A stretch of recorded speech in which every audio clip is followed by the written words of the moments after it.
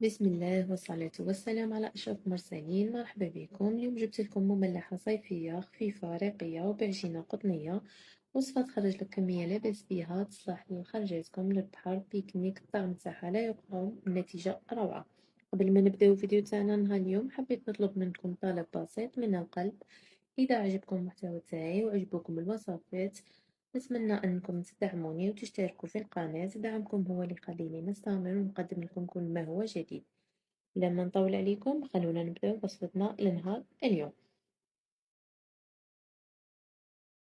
نبداو أولا بالعجينة تاعنا اللي نحتاجو فيها: كأس حليب دافئ، حبة تاع البيض، مغرف كبيرة ممسوحة خميرة خبز، مغرف كبيرة تاع السكر، زوج مغارف تاع الزيت، مغرف خل والملح والفارينة نلمو بها.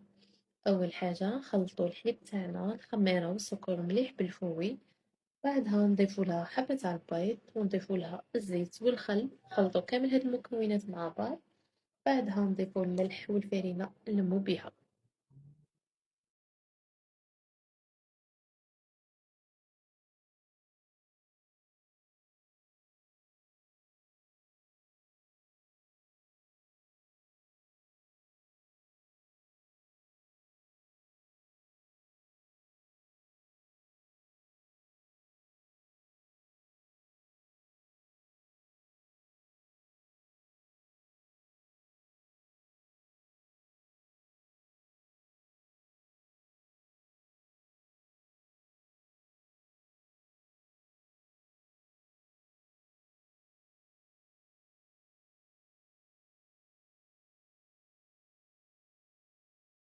الفارينة نقعدو نضيفوه بشوية هكدا باه العجينة متجيناش قاصحة.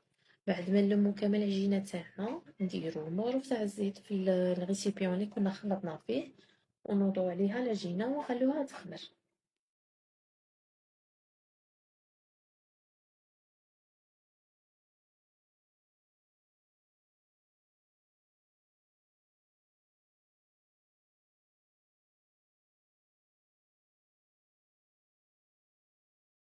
ودركا راح نبداو في الحشو تاعنا. طبعا الحشو راح يكون اختياري، انا كنت استعملت بولي اشي، جزر رابي، حبة بصل رابي، ملح، فلفل اسود، سكينجبير، توابل تاع دجاج، مغرف طماطيس كونسونطري، مغرف هريسة، والملح، كأس شاي مملوء ماء. اول حاجة كنت قليت البصل، ضفت له اللحم، توابل، الماء، طماطيس كونسونطري والهريسة، وخليتهم يتقلوا.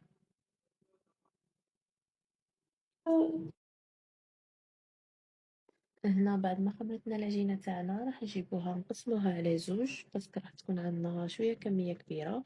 نحلوها بالحلين، تبقى تكون شوية رقيقة، ونشكلوها على شكل دوائر.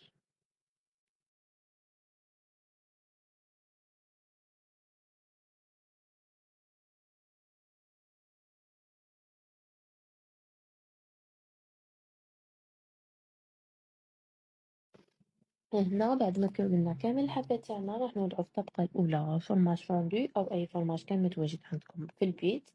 نضيفو لها الحشو اللي كنا حضرناه مع بعض. من الفوق نديرو شوية فرماج رابي، طبعا الفرماج يبقى على حساب ذوق كل واحد، ونشكلو بهذه الطريقة. هنايا من الأفضل ديرو في الجوانب بياض بيض ولا الماء هكا باه تلصقلكم بسرعة.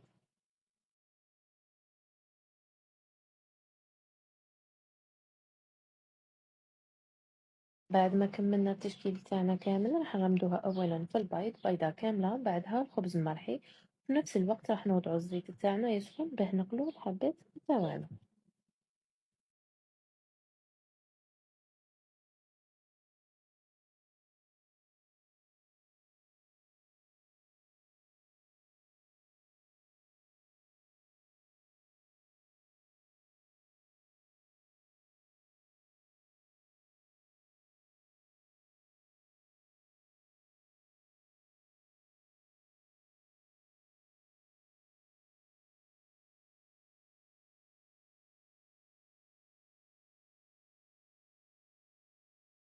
وهكذا نكونوا كملنا وصفتنا نهار اليوم. نتمنى أنها تعجبكم، تجربوها، شاركوني رأيكم في التعليقات. ربي يجعلها مملحة بركة عليكم، وعلى كل اللي تحبوهم، ربي يرزقكم الصحة والهنا في كل لقمة.